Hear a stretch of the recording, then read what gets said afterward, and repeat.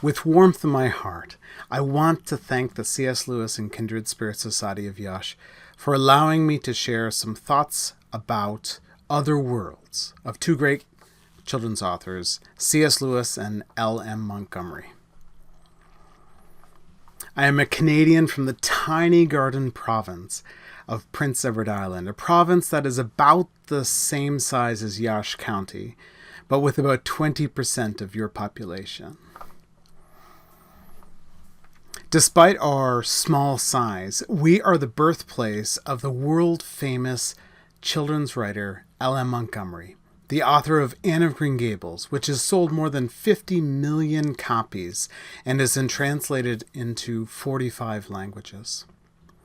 Thus, when I hear the phrase kindred spirits in the society's name, I am drawn immediately to the character of Anne, who is always looking for a kindred spirit in her world. Kindred spirits is Anne's famous catchphrase. What I want to do today is set the realistic fiction of L.M. Montgomery next to the fantasy fiction of C.S. Lewis, an author that I presume is more well known in Romania than Montgomery is. I want to ask whether Lewis and Montgomery can be kindred spirits as writers. I grew up in the almost magical land of Prince Edward Island, Canada. We played along the white sands not far from our farm. We hiked the striking red cliffs and the hilly green meadows and rippling fields of golden harvest wheat. In Cavendish, Montgomery's home, we played in the park and we walked in Lover's Lane and the haunted woods, and we had club meetings in the church. Even though this place was my home, it still felt enchanted to me. Our island is beautiful, but the enchantment is more than beauty. This is a place filled with imaginative possibilities. Lucy Maud Montgomery was born 101 years before me, just a few miles north of my farmhouse. As I spread my wings across Prince Edward Island's north shore, I never realized that part of the charm, part of the fairy-like sense of wonder I experienced was because the real-world place of Cavendish was also the other world invented by L.M. Montgomery, the world of Avonlea that is home to Anne of Green Gables. In the early 1900s, Montgomery was inspired by a picture of a red-headed girl and curious about an orphan story where everything turns upside down.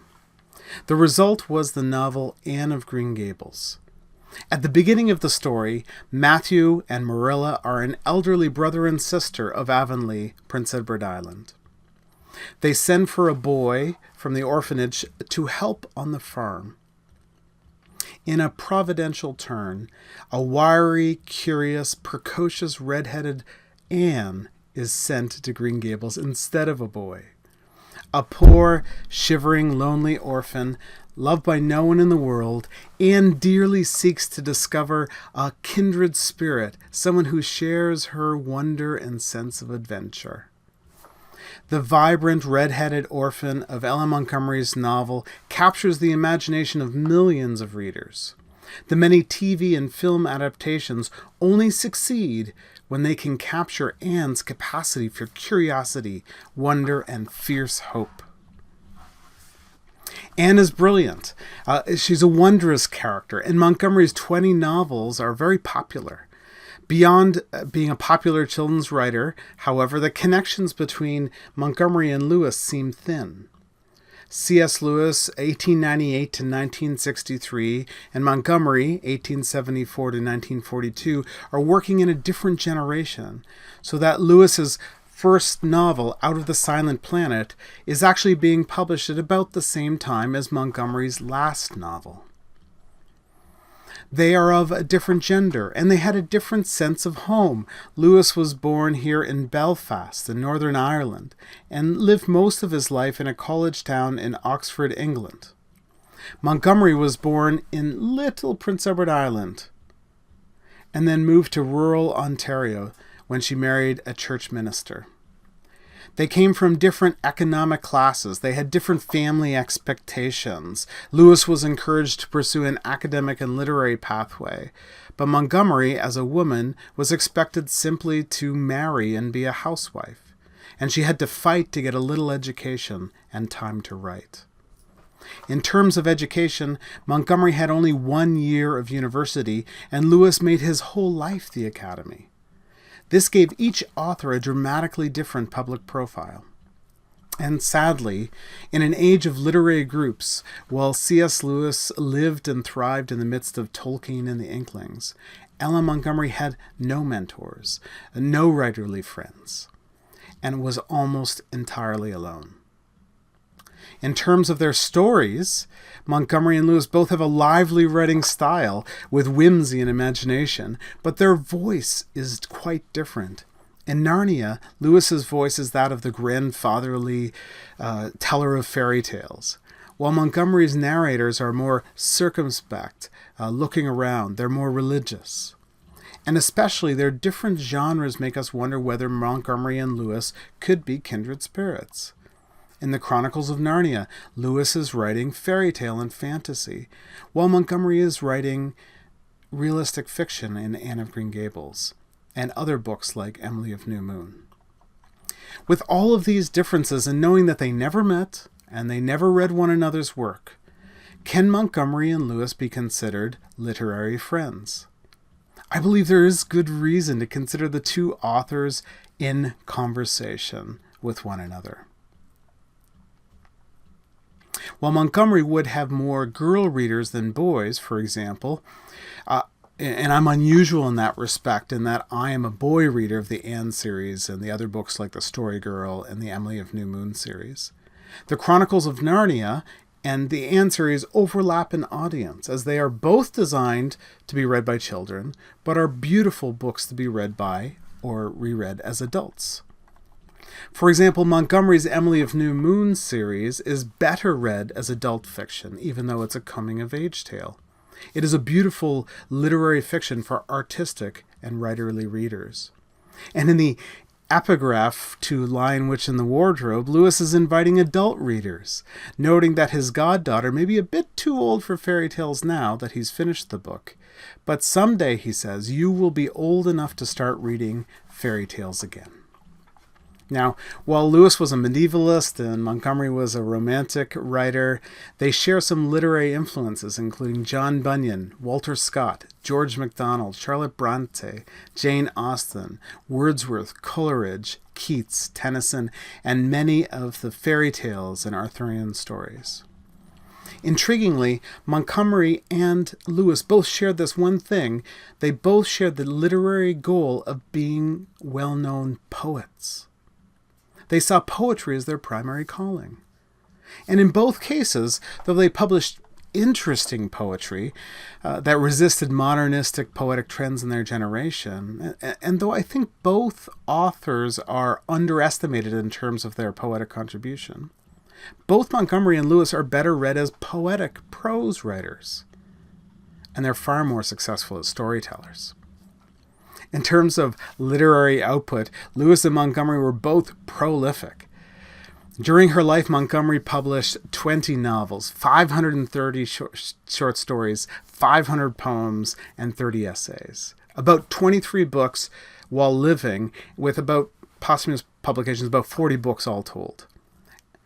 Lewis also has hundreds of publications, completing 38 books while living, and with posthumous publications, you can now read everything in about 60 volumes, and up to about 30 translations, including the famous Romanian translation of The Lion, Witch, and the Wardrobe by Dr. Rodica Albu.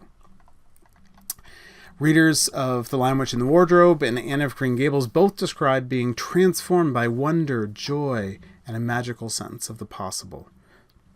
I don't know how popular the two Romanian translations of Anne de Green Gables are, but I hope that there is an Anne revival in Romania. And though Montgomery peaked early and much of Lewis's sales success came after he died, with each author selling over 100 million books, these two authors share this great popular sales and success. And in terms of legacy, both authors were popular children's authors that were largely ignored by academic writers until later scholarship emerged. Anne of Green Gables and Lucy of Narnia remain the two of the most endearing and enduring characters of the 20th century. In terms of family, both Montgomery and Lewis were orphaned by young adulthood, and they had to care for aging adoptive mothers whose tyranny increased and intensified with illness. Yet in terms of writing habits, they each wrote rapidly and prolifically, even under periods of adversity and stress. Both were deeply shaped by World War I. Both were originally from islands. And both Montgomery and Lewis had profound experiences of grief. Of the links between Lewis and Montgomery, however, none is more resonant than religion and faith. They were each publicly Christian authors whose fiction reached widespread mainstream audiences. Now, their Christian pathways were quite different. Montgomery was a Canadian Scotch Presbyterian who served as a minister's wife, and you can see a picture of the church manse where she lived with her husband, the Reverend Ewan MacDonald. She was a Sunday school teacher, wrote Christian stories, but her journals note some difficulty with certain Christian doctrines. Lewis was a converted Anglican layman, and he worked evangelistically and used his status as a leading Christian public intellectual to invite people to embrace what he called mere Christianity, a shared Christian faith beyond denominations. And you can see the Narnian windows here at his home church at Holy Trinity, Headington Quarry. Despite doubts and struggles in different contexts and tastes, however, both Montgomery and Lewis produced their fiction projects with a particular sense of Christian calling. In particular, both Montgomery and Lewis are excellent for helping readers think about the imaginative possibilities of spiritual life. Montgomery's characters are encouraged to pursue Christian morality, social values, curiosity, and artistic-driven risk. Lewis's characters share the values of loyalty and friendship that Montgomery's characters find at the heart of their morality, thus connecting them with the great stories of faith and history. And at the heart of each author's work is a spirituality of joy and wonder that is rooted in the author's personal experiences. Intriguingly, C.S. Lewis and Ellen Montgomery each share a mystical, spiritual experience that connects their Christian perspective. They share a longing for God, an appreciation of beauty, a love of nature, an appreciation of nostalgia, all experienced in a feeling of almost painful joy that comes in strong, brief moments, and that leads them to deepen their faith, morality, and artistry. Though they each have trouble naming the similar experiences, C.S. Lewis calls it Sehnsucht, or joy, and Ellen Montgomery calls it the flash. In her autobiography, The Alpine Path, Ellen Montgomery reflects on the experience of the flash. She wrote about the flash in her literary autobiography, the fictional series Emily of New Moon. Even in the first few pages of Emily of New Moon, Emily experiences the flash many times. And for one glorious supreme moment, there came the flash, and Emily feels a moment of joy, pure recognition, an experience that would hurt her with its beauty until she wrote it down. When she experiences the flash, Emily becomes lost in rapture and delight, and is filled with a feeling of longing or homesickness that almost feels like pain. The experience of the flash cannot be summoned or repeated, but is triggered by beauty, writing, feelings of home, reading the Bible, hearing a church hymn, thinking about ancient symbols, or experiences of grief. The flash can come in the midst of tension or conflict, but it can also arise when Emily feels connection to family. The flash is aesthetic. It's about beauty. It's mystical and religious.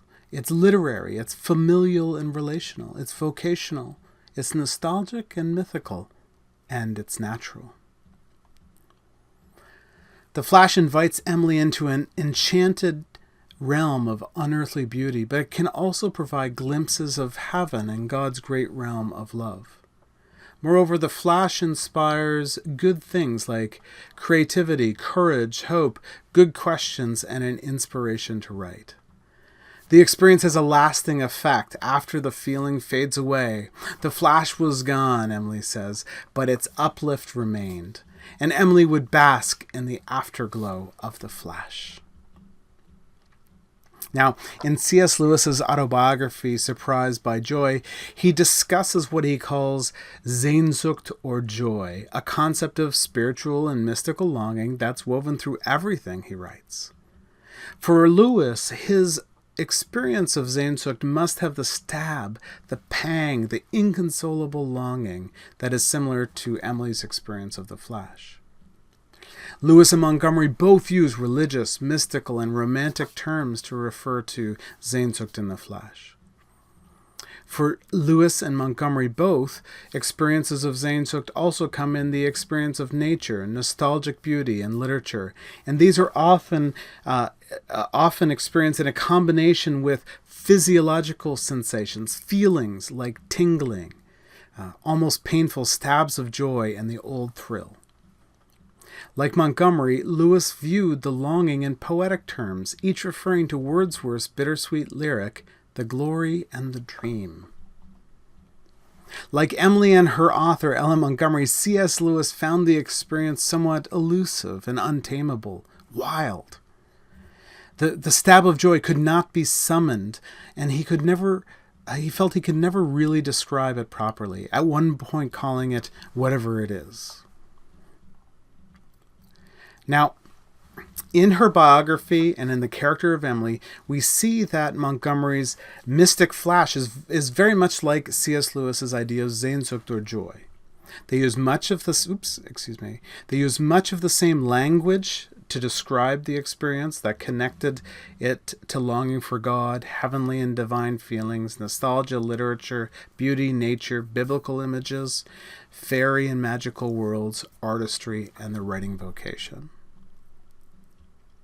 In the Chronicles of Narnia, C.S. Lewis was a teller of fairy tales.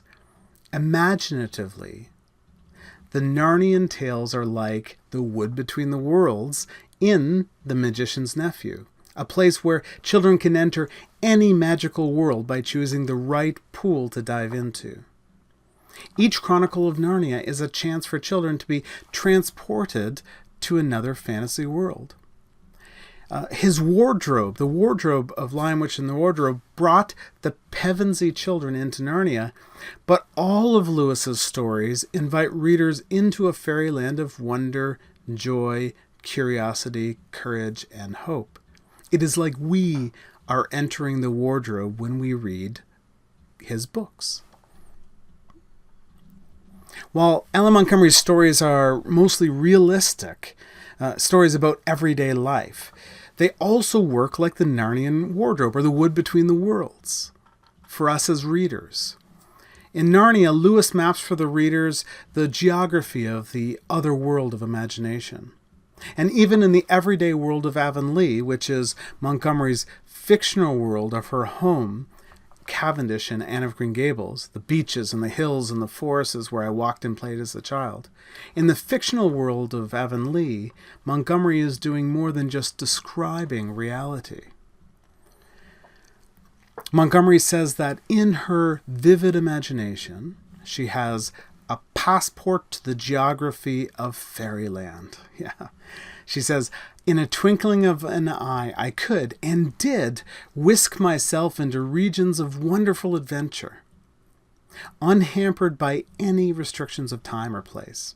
Everything was invested in a kind of fairy grace and charm.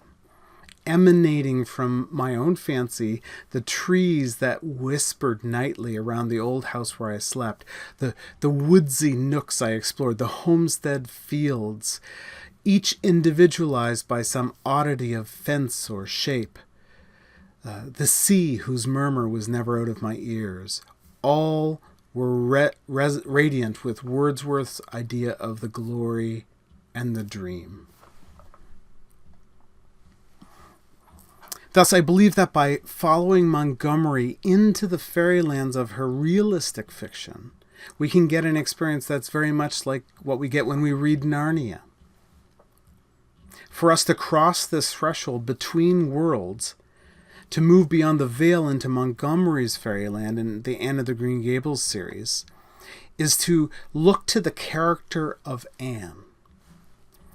In imagination, the narrator says of Anne sailed over the storied seas that washed the distant shining shores of fairylands forlorn, where lost Atlantis and Elysium lie, with the evening star for pilot to the land of heart's desire. And she was richer for those dreams than in realities. For things seen pass away, but things that are unseen are eternal.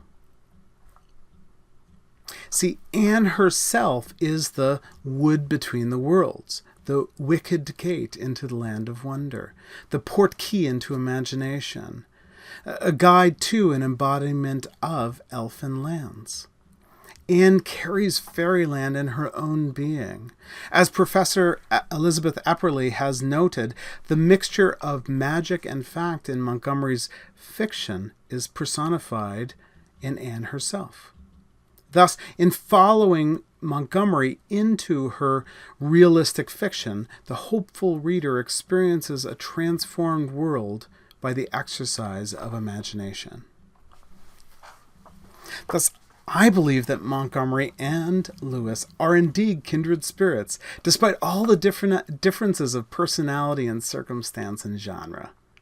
In following Montgomery and Lewis in imagination, we sail with these two great children's authors over the storied seas that wash the distant shining shores of fairylands forlorn, where lost Atlantis and Elysium lie, to the land of heart's desire.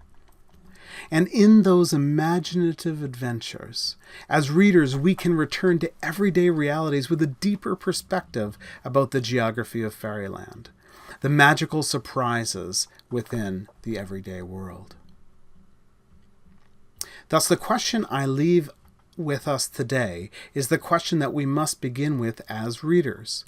In following the kindred imaginations of Lewis and Montgomery into the other worlds of Narnia and Avonlea, what are these great 20th century authors inviting us to believe about the spiritual life? For the principle of fairyland is also the great principle that Anne lives out. Things seen pass away. Things that are unseen are eternal. In looking at the other worlds of Narnia and Avonlea, the unseen worlds of Narnia and Avonlea, what eternal lessons do we learn for this world? So thank you for this wonderful opportunity to speak with you. Here are some of my own work on this particular topic, and you can find me at apilgriminarnia.com or by emailing me. Farewell.